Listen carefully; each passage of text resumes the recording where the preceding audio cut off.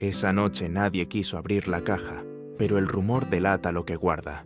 Madera hinchada por la humedad, hierro que gime en los goznes y un perfume que no es perfume, sino el soplo pesado de la muerte. Dicen que de allí nació la leyenda de una reina que olía mal, como si la pestilencia pudiera resumir a una mujer. Antes de nombrarla, conviene preguntar: ¿Juana estuvo realmente loca o fue la coartada perfecta de un continente que necesitaba callar a una heredera inconveniente? La propaganda es más paciente que la historia. Espera, repite, pule, y cuando por fin habla, suena a verdad. Pero la verdad tiene otras grietas, y en esas grietas respiró Juana de Castilla. Hija de los reyes católicos, creció donde las paredes escuchaban y la fe tenía cuerpo de disciplina.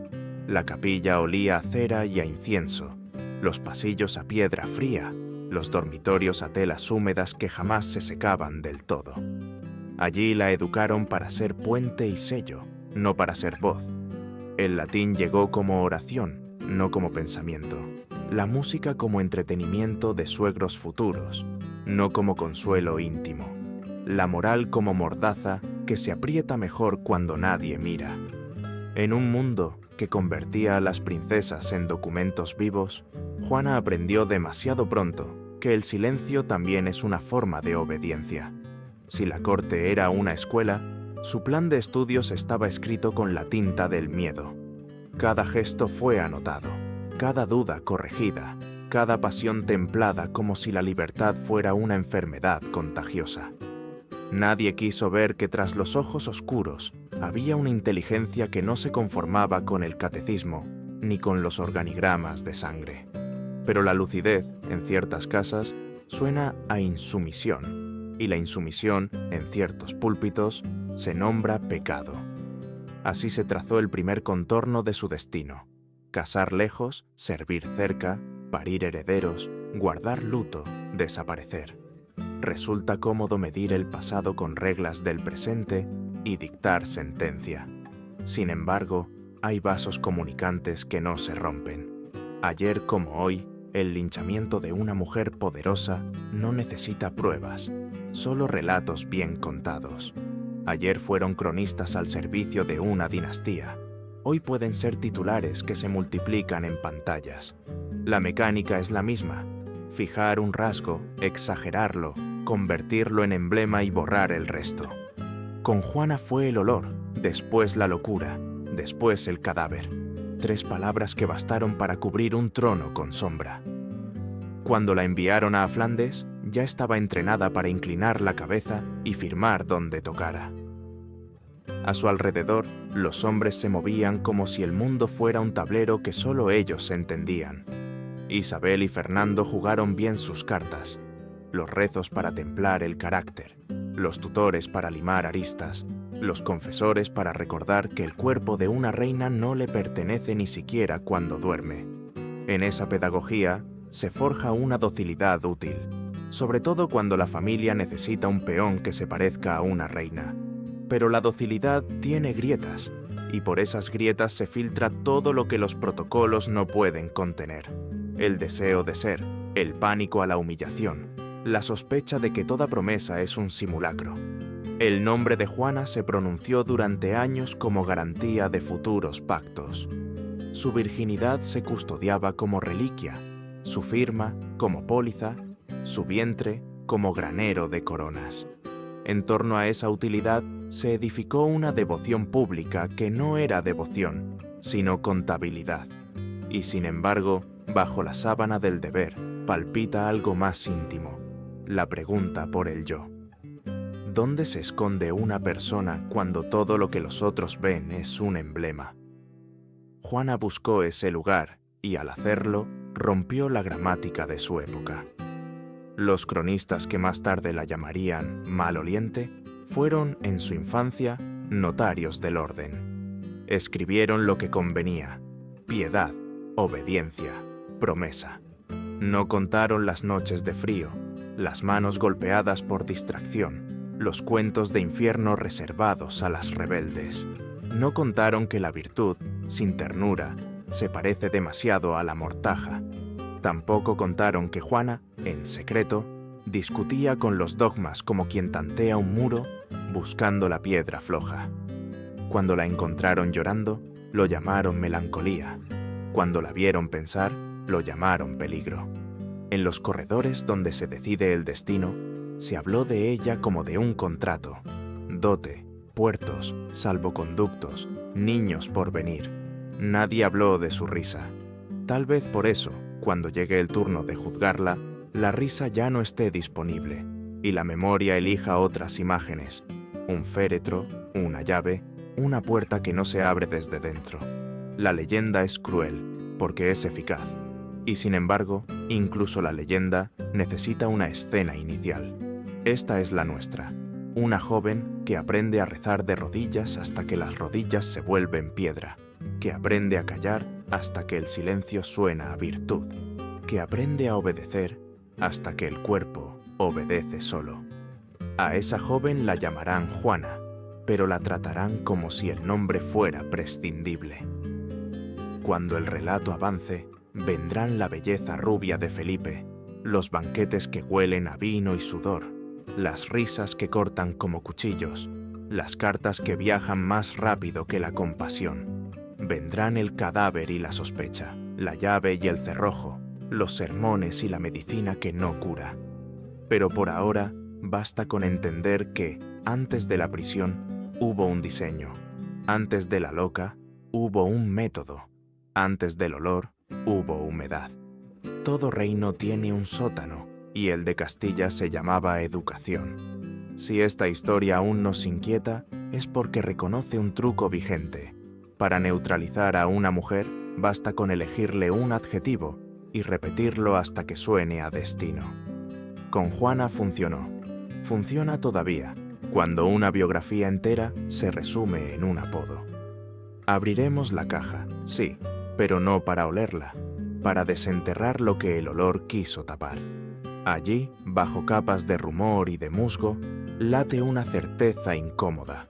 No hay peste más duradera que la que dejan las palabras cuando aprenden a mandar. La infancia de Juana no fue un amanecer, fue un claustro. Los pasillos del Alcázar de los Reyes Católicos estaban saturados de crucifijos, disciplinazos y voces de confesores que repetían como martillo que el alma femenina debía encadenarse. Allí, en ese aire denso de humedad y rezos interminables, creció la niña que más tarde sería llamada loca.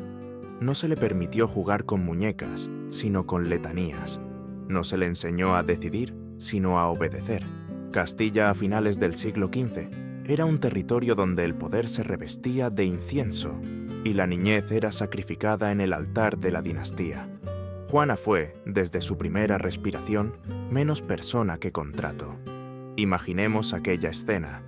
Mientras otros infantes descubrían los juegos y las historias de trovadores, ella repetía padrenuestros bajo la mirada severa de monjas que se comportaban como carceleras.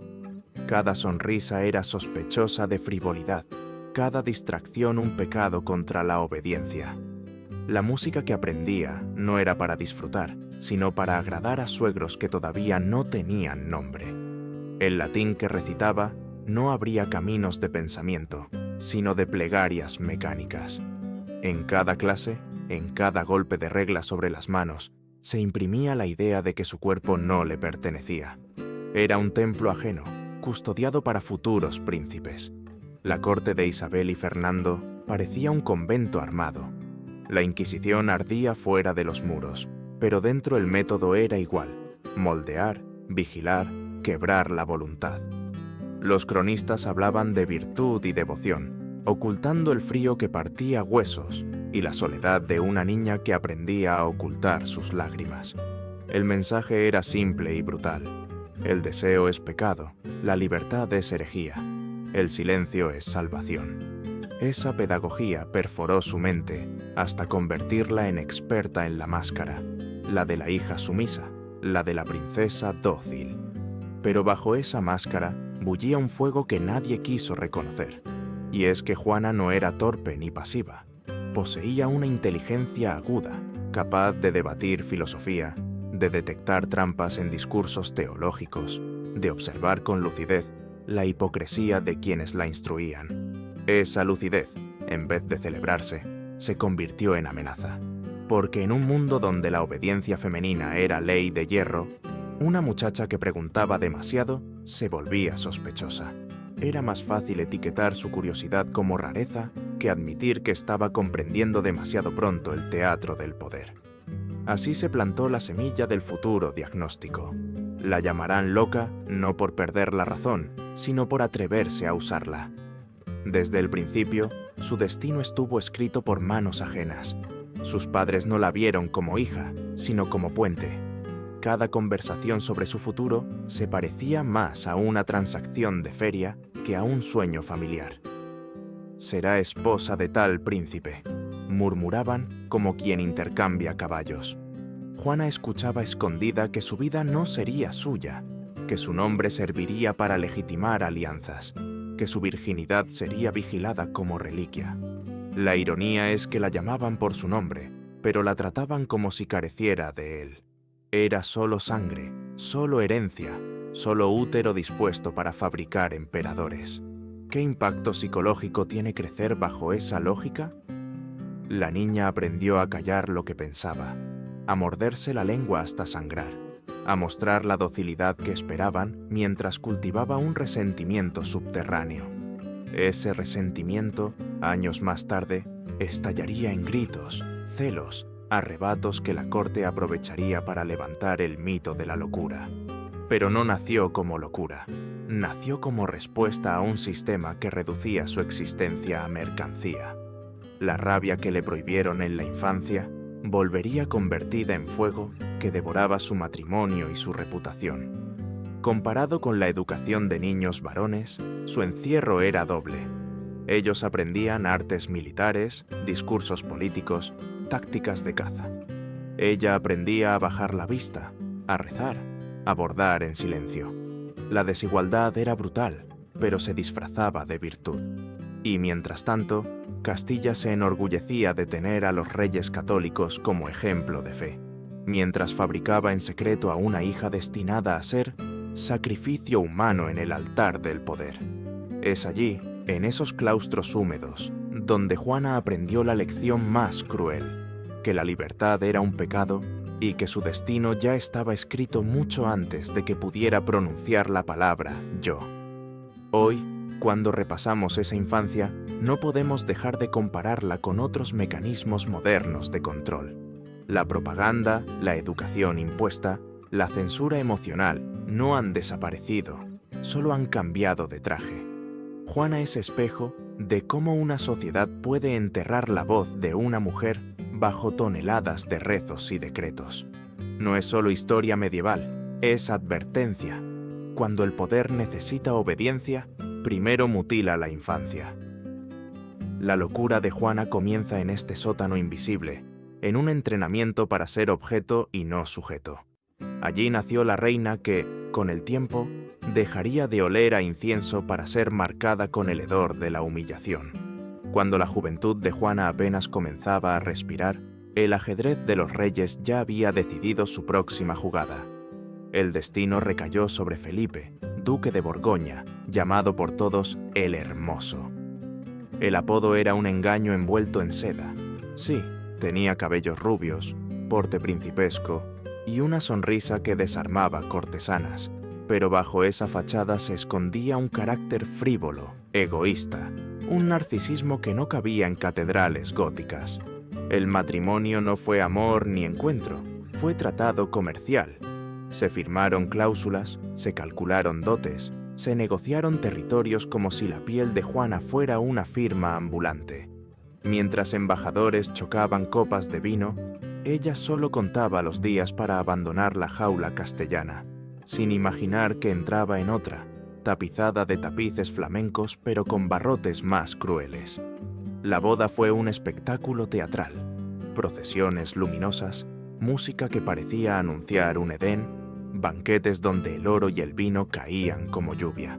Todo diseñado para mostrar al mundo que la unión era divina y eterna. Para la mirada ingenua, Juana parecía haber encontrado un refugio lejos de la severidad castellana. Pero debajo del terciopelo, la humedad de la desgracia ya germinaba. Felipe jugaba al príncipe galante, pero en realidad era un depredador elegante. Su corte no era un convento, era un mercado de cuerpos donde cada dama era un posible trofeo. Juana, formada entre rezos y vigilancias, se topó con un esposo que confundía fidelidad con aburrimiento. La primera noche de bodas, celebrada como triunfo político, pronto se convirtió en prólogo de tragedia. Los pasillos de Flandes repetían historias de un duque que desaparecía en habitaciones ajenas, regresando oliendo a vino y a perfumes de otras pieles. Para Juana, cada ausencia era un abismo, cada rumor un veneno. El amor que sentía se transformó en obsesión, y la obsesión en celos voraces. Amaba con intensidad enfermiza, espiaba, vigilaba, lloraba con gritos que atravesaban muros. Aquella pasión, que en otro contexto habría sido celebrada como prueba de entrega, aquí se convirtió en munición. La corte, con sonrisas venenosas, empezó a llamarla loca. El choque cultural fue brutal. En Castilla, las mujeres nobles se movían como estatuas veladas.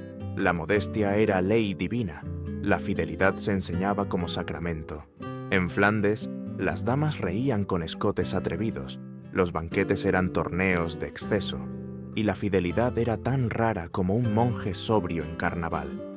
Felipe, pez en su océano libertino, brillaba en cada fiesta, mientras Juana se ahogaba en sus lágrimas. La paradoja era evidente. Lo que para ella era amor, para la corte era espectáculo. Cada arrebato suyo reforzaba el relato de desequilibrio, mientras el verdadero libertinaje de Felipe se ocultaba bajo el velo de la galantería. Desde una perspectiva psicológica, la situación era insostenible. Una joven criada en la represión extrema se encontró de pronto en un ambiente de anarquía sensual. La disciplina férrea de Castilla no le había enseñado a manejar la humillación pública ni las infidelidades abiertas. Sus celos, comprensibles en su contexto, fueron magnificados hasta parecer delirios. En su mente, cada risa femenina era traición. Cada joya en el cuello de una dama era prueba de adulterio. Cada retraso de Felipe era daga en el corazón. Y la corte, siempre hambrienta de escándalos, recogía esas escenas con deleite morboso. El matrimonio, lejos de traer paz, se convirtió en campo de batalla emocional. Juana ardía en llamas de deseo y furia. Felipe se alimentaba de su propio narcisismo. La bomba de relojería no tardó en estallar. Mientras ella paría hijos destinados a ser emperadores, él multiplicaba amantes. Mientras ella exigía amor, él exigía obediencia y silencio. La devoción de Juana chocaba con la frivolidad flamenca, y en ese choque nació la tragedia. Una princesa educada para obedecer, que terminó transformada en esposa celosa, devorada por su propia intensidad. Las crónicas posteriores dirán que allí comenzó su locura. Pero lo cierto es que allí comenzó la campaña, porque no hay arma política más útil que el dolor íntimo convertido en espectáculo. Y Juana, atrapada entre un amor desmedido y una humillación constante, no supo, o no quiso, soltar al hombre que la destruía. Esa dependencia emocional sería el hilo podrido que cosería todo el resto de su historia. En Flandes, Juana no encontró liberación. Encontró el escenario perfecto donde su tragedia se representaría una y otra vez hasta que el mito de la reina loca se consolidara como dogma. El fuego que ardía en Juana no era discreto ni silencioso. Era volcán que rugía en medio de los salones de Flandes, donde los espejos multiplicaban las imágenes de Felipe, abrazando a otras mujeres. Juana, que había sido educada en la represión absoluta, no podía comprender cómo un esposo, ungido casi por Dios, podía entregarse tan abiertamente a los brazos ajenos. La rabia la consumía. Hubo noches en las que irrumpió en habitaciones prohibidas, arrancando velos y joyas de las amantes, gritando con la furia de una esposa ultrajada. Para la corte, aquello no fue una defensa del honor, sino un espectáculo morboso. Cada arrebato se anotaba como prueba de locura. Así comenzó a nacer el apodo que marcaría su vida: Juana la Loca. Los cronistas, pagados por quienes tenían interés en silenciarla, narraron esas escenas como histerias irracionales. Pero tras cada estallido, había un trasfondo comprensible: el dolor de una mujer que amaba demasiado, el miedo a ser sustituida, la angustia de quedar reducida a mero instrumento político. Sus lágrimas no eran síntomas de enfermedad, eran la reacción humana de alguien que había sido vendida como esposa y ahora veía cómo incluso esa identidad se desmoronaba. Lo que la corte interpretaba como delirio era, en realidad, la desesperación de una joven atrapada en una jaula de oro que se oxidaba cada día. Los celos de Juana, sin embargo, no se quedaron en susurros. Se transformaron en enfrentamientos públicos, en súplicas humillantes, en vigilias nocturnas frente a la puerta cerrada de Felipe. Había noches enteras en que permanecía de pie, rezando y llorando, esperando que él regresara de sus orgías. Esa intensidad obsesiva fue usada como argumento para declarar su inestabilidad. Lo que pocos cuentan es que Felipe, lejos de apaciguar sus tormentos, los alimentaba con crueldad calculada.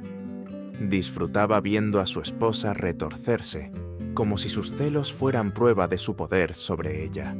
Y la corte, entre risas envenenadas, repetía que la reina estaba enferma de amor. En aquellos tiempos, la medicina y la teología compartían diagnósticos. Una mujer que amaba demasiado podía ser catalogada de histeria, palabra que en griego remite al útero. Se pensaba que el vientre era la raíz de todos los desequilibrios femeninos. Así, Juana fue reducida a una enfermedad ambulante, un cuerpo dominado por pasiones incontrolables. Su inteligencia, su agudeza, su capacidad política quedaron sepultadas bajo esa etiqueta. La locura no fue un diagnóstico médico, sino un instrumento de poder. Nombrarla loca era más fácil que admitir la crueldad de su esposo y la hipocresía de una corte que celebraba los pecados masculinos mientras condenaba las lágrimas femeninas. Las crónicas recogen episodios casi teatrales: Juana arrancando cabellos a una cortesana, Juana encerrando a una dama rival en sus aposentos, Juana gritando en plena misa porque descubría una nueva traición. La exageración fue inevitable, porque cada escena alimentaba el mito. Pero detrás de esas anécdotas hay una verdad más cruda. Una mujer que, sin herramientas políticas ni apoyo familiar, buscó en los celos la única forma de rebelión. Si no podía controlar el trono ni el destino de sus hijos, al menos intentaba controlar el cuerpo de su esposo, y en esa lucha perdió no solo la batalla, sino también la reputación. Desde una mirada moderna, podríamos hablar de dependencia emocional, de trauma acumulado desde la infancia, de un amor convertido en adicción. Juana no estaba loca, estaba atrapada. Su mente, sometida a años de represión y luego arrojada al libertinaje flamenco, no encontró equilibrio. Se convirtió en rehén de su propia pasión, incapaz de liberarse de un hombre que la destruía. Ese tormento interior fue la base perfecta para que más tarde su padre y su hijo usaran el mito de la locura como excusa para apartarla del poder. Así, lo que nació como dolor de mujer fue transformado en arma política de largo alcance. La imagen de Juana loca de celos se consolidó en esos años. Felipe, mientras tanto, brillaba como el príncipe hermoso, amado por su pueblo y por las cortes europeas. Nadie quiso ver que detrás de esa belleza había un verdugo emocional. Juana, convertida en caricatura, comenzó a desaparecer como persona. Su grito de amor se convirtió en eco vacío en pasillos de piedra. La trampa ya estaba cerrada. La historia había encontrado el adjetivo con el que la marcaría para siempre. Y ese adjetivo, más corrosivo que cualquier veneno, sería imposible de borrar. Felipe el Hermoso murió tan de repente que el rumor fue más rápido que los rezos. ¿Un banquete? ¿Un partido de pelota? ¿Un vaso de agua o de vino? Nadie lo sabe con certeza. Y de pronto el cuerpo del príncipe más bello de Europa se desplomó como estatua rota. Tenía apenas 28 años. La noticia corrió como relámpago, y con ella la sospecha. ¿Envenenado por sus enemigos políticos? ¿Víctima de su propio desenfreno? ¿O acaso una casualidad disfrazada de castigo divino? Lo cierto es que la muerte de Felipe marcó el inicio del capítulo más macabro de la vida de Juana, el que la convertiría en leyenda. Para Juana, la pérdida fue un abismo sin fondo. Había amado con furia a ese hombre que tantas veces la humilló, y sin embargo, en lugar de liberación sintió la garra del vacío. Sus súplicas no eran de política ni de poder, eran de amante desesperada. Se negó a aceptar la desaparición. Ordenó que el cuerpo de Felipe fuera embalsamado, aunque los métodos de la época eran rudimentarios y pronto el hedor de la descomposición comenzó a invadir las estancias. Los cortesanos, horrorizados, hablaban en voz baja de la reina maloliente, no porque ella oliera mal, sino porque no soltaba aquel ataúd que ya desprendía podredumbre. Así nació la metáfora cruel que la perseguiría, la mujer que caminaba escoltada por la peste de un cadáver. Comenzó entonces un peregrinaje que raya en lo fúnebre. Juana mandó trasladar el féretro de un monasterio a otro, de una iglesia a otra, como si con cada kilómetro pudiera engañar a la muerte. De noche, abría el ataúd para contemplar el rostro ennegrecido de su esposo, convencida de que la sola fuerza de su amor bastaría para devolverle la vida. Los cronistas, ávidos de espectáculo, narraron escenas dantescas. La reina besando labios fríos, abrazando carne corrompida, hablándole a un silencio que ya no respondía. Esos relatos, amplificados por el morbo de la época, alimentaron la imagen de una viuda poseída por la demencia. Pero hay otra lectura, más humana y menos complaciente con la propaganda. Juana no era la primera ni la última persona en negar la muerte de un ser amado. La diferencia es que en su caso, el cadáver no era solo un cuerpo, era también un símbolo político. Mantenerlo cerca significaba mantener viva su legitimidad como reina consorte. Si lo enterraba demasiado pronto, sus enemigos, su propio padre Fernando entre ellos, aprovecharían para arrinconarla, declararla incapaz y apoderarse del trono. Aferrarse al féretro era, de algún modo, aferrarse al poder que aún le quedaba. El olor pestilente se convirtió en escudo, y el escudo en condena. La leyenda del cortejo nocturno se hizo célebre. Se decía que Juana viajaba de madrugada, evitando la luz del sol para proteger a Felipe de miradas indiscretas, y que prohibía que mujeres se acercaran al ataúd por miedo a que incluso muerta otra le robara a su marido. Se la imaginaba avanzando por caminos helados de Castilla, escoltada por frailes y soldados, con un féretro que rezumaba la corrupción de la carne. Esa imagen, repetida hasta el cansancio, fue suficiente para sellar el mito.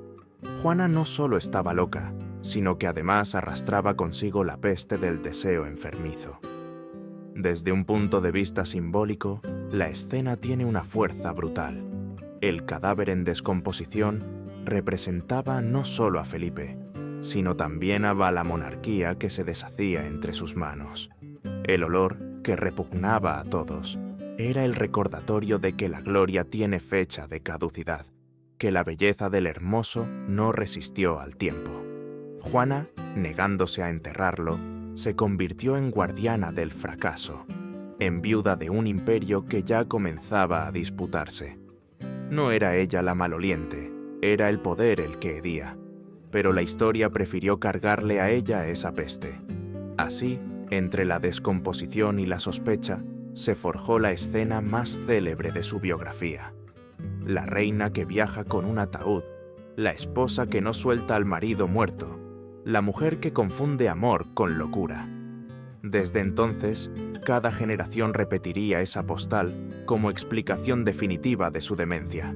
Sin embargo, Si arrancamos las capas de rumor y nos quedamos con los hechos, lo que vemos es una joven madre, viuda, usada por todos, negándose a entregar lo único que todavía podía llamarse suyo, el cuerpo del hombre, al que, a pesar de todo, había amado hasta la destrucción.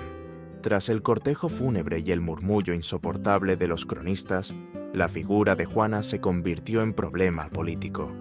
Su padre, Fernando el Católico, comprendió que la viuda desconsolada era también un obstáculo para sus planes.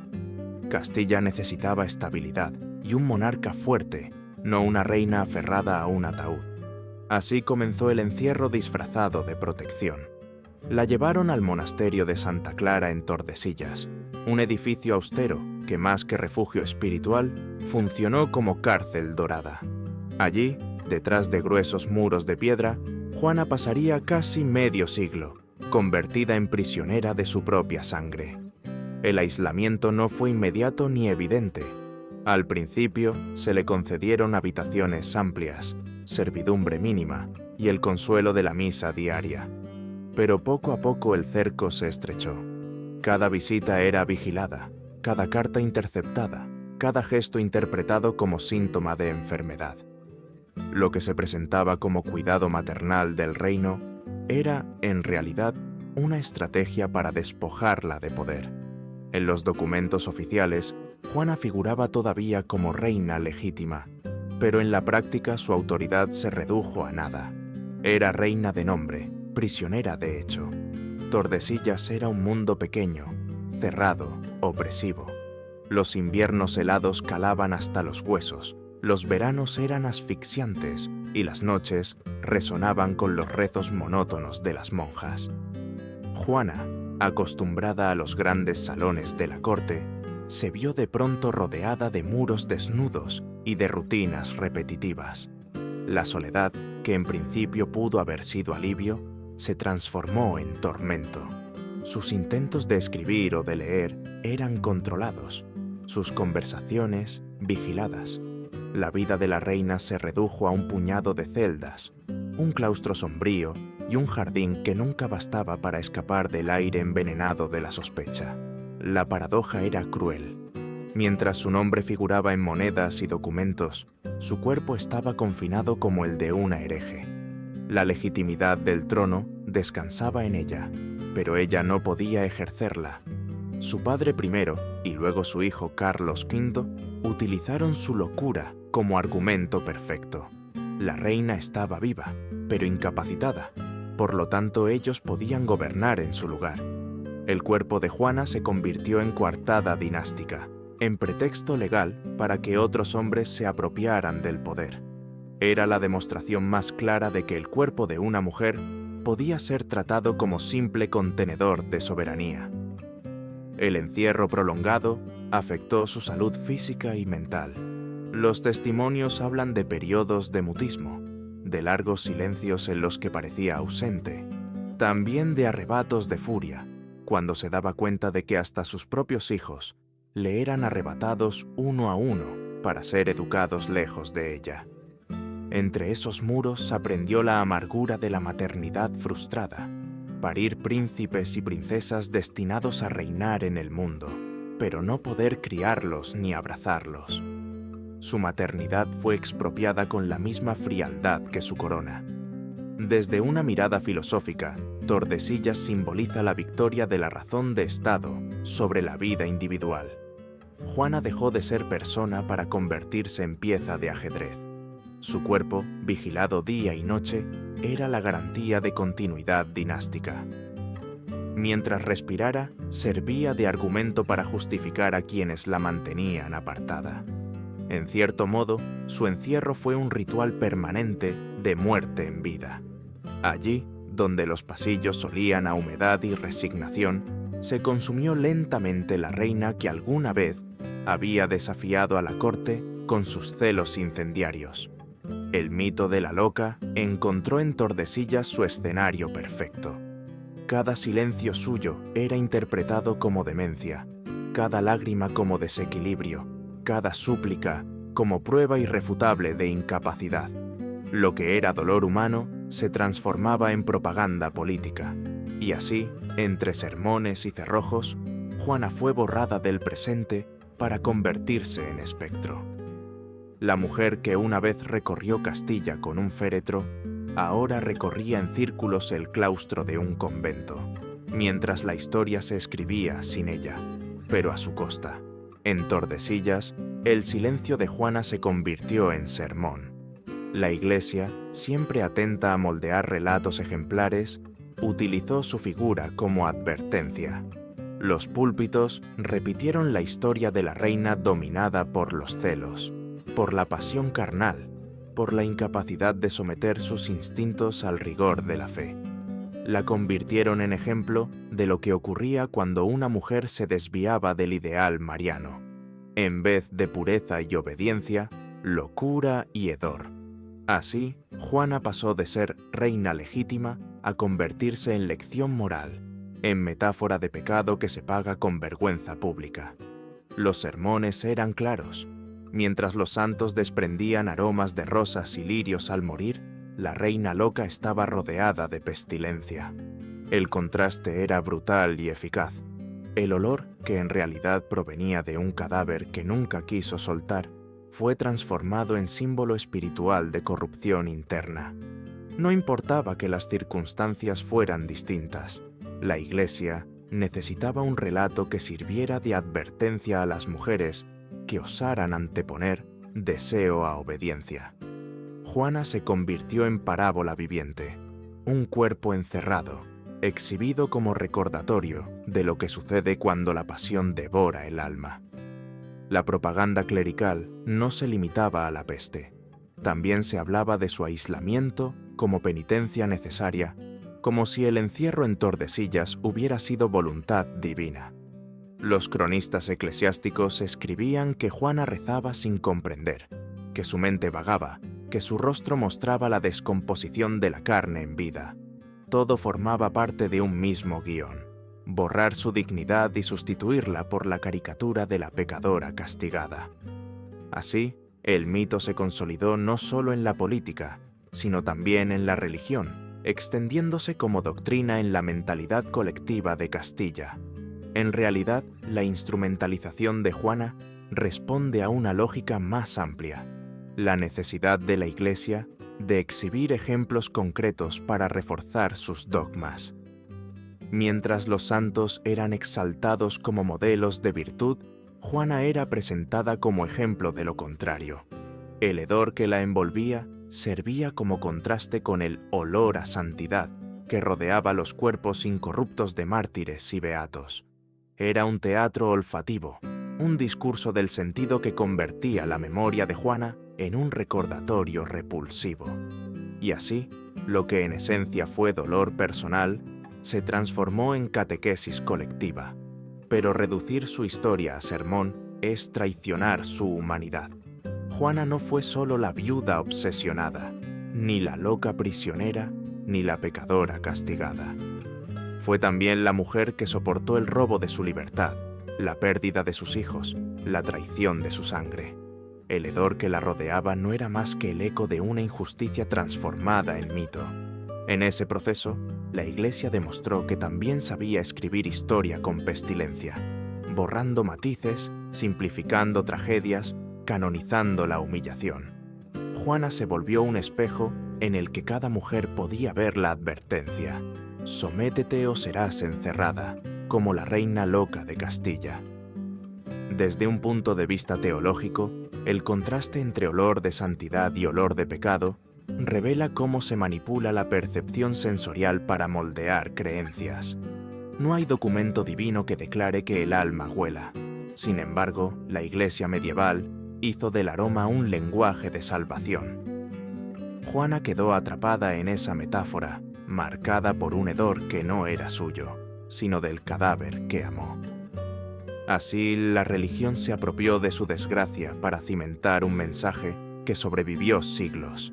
El cuerpo de la mujer es frontera peligrosa entre virtud y pecado, entre cielo y locura.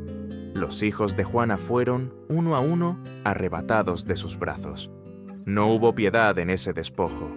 Cada criatura que nacía era inmediatamente reclamada por el engranaje político de Europa. Isabel, Fernando, Leonor, Carlos, Catalina y María se convirtieron en piezas de ajedrez antes de pronunciar sus primeras palabras. Ella, que había sufrido el cautiverio del amor, sufrió después el cautiverio de la maternidad negada. No pudo criarlos, no pudo verlos crecer, no pudo enseñarles ni siquiera el rezo que tanto la marcó. Sus hijos fueron educados en otras cortes, instruidos para obedecer a otros intereses, alejados de la mujer que les dio la vida. El caso más brutal fue el de Carlos, su hijo varón, el futuro emperador Carlos V. Criado en Flandes, instruido en la política imperial, aprendió a mirar a su madre como estorbo. Para él, Juana no era reina legítima ni madre doliente, sino pretexto.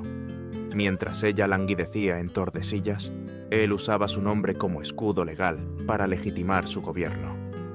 Cuando necesitaba justificar decisiones ante los nobles, invocaba a la incapacidad de su madre. Era como si la hubiera enterrado viva y al mismo tiempo la mantuviera respirando para que su sombra sirviera de garantía. La maternidad se transformó en condena.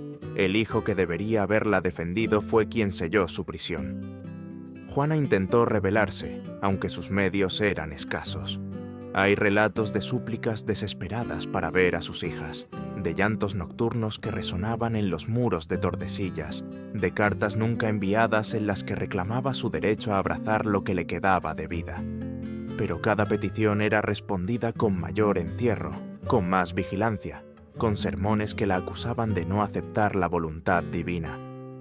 En el discurso oficial, la separación se justificaba como medida de seguridad.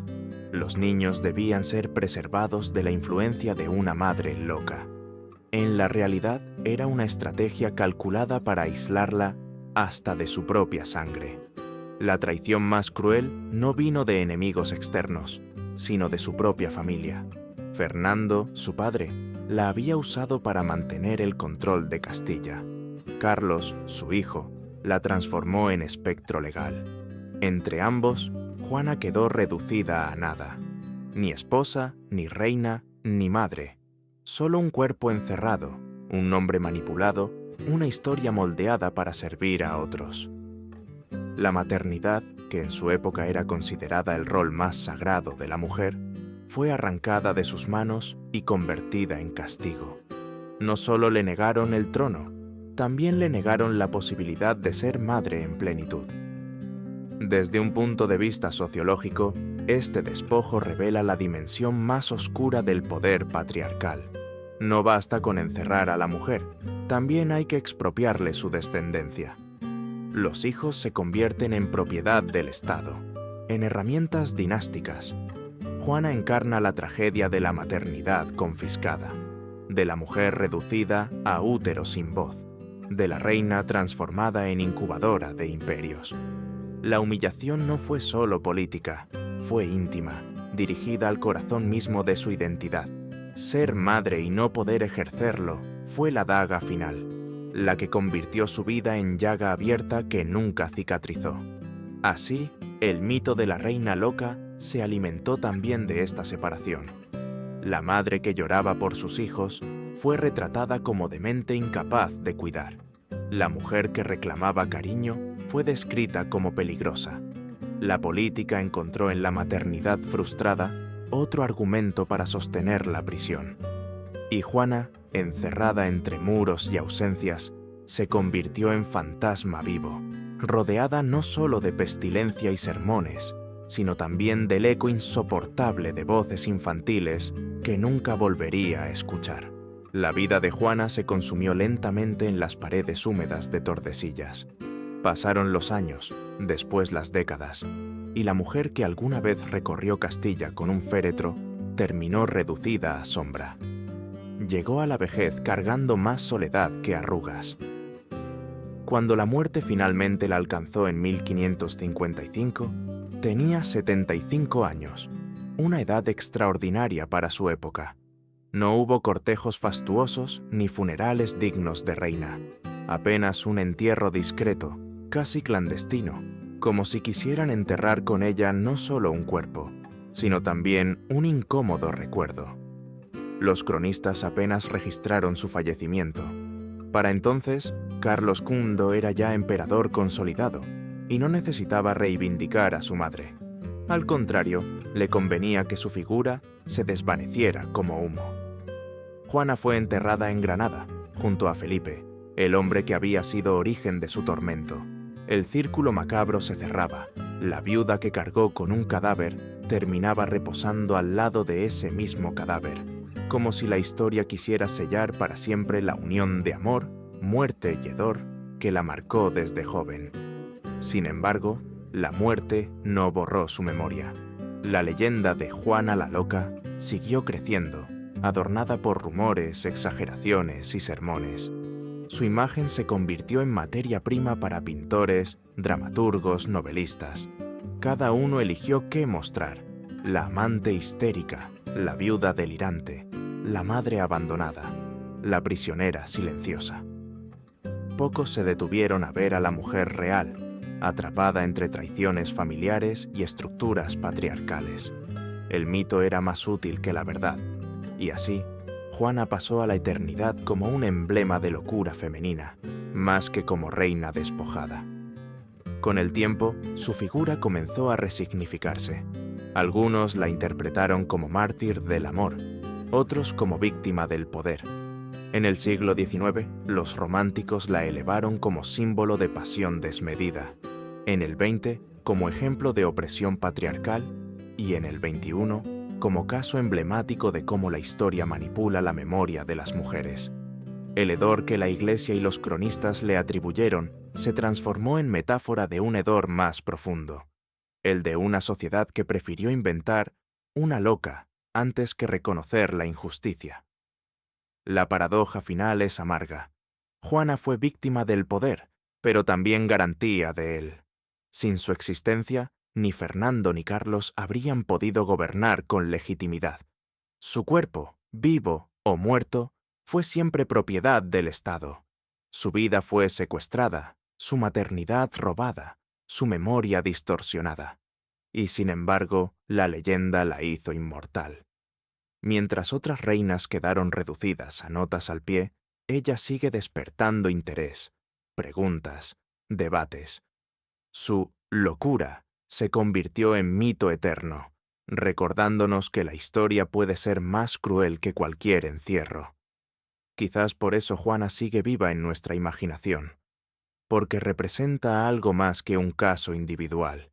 Es el retrato de una mujer atrapada entre la pasión y la política, entre el deseo y el deber, entre el amor y la traición. Una mujer cuya voz fue silenciada, pero cuya sombra se negó a desaparecer. Y así, cada vez que evocamos su nombre, repetimos la advertencia: el poder es capaz de inventar locuras, pestilencias y leyendas para enterrar la verdad. Juana de Castilla, la reina maloliente, la loca, sigue hablándonos desde la tumba con un susurro incómodo. La historia no huele a rosas, huele a mentira.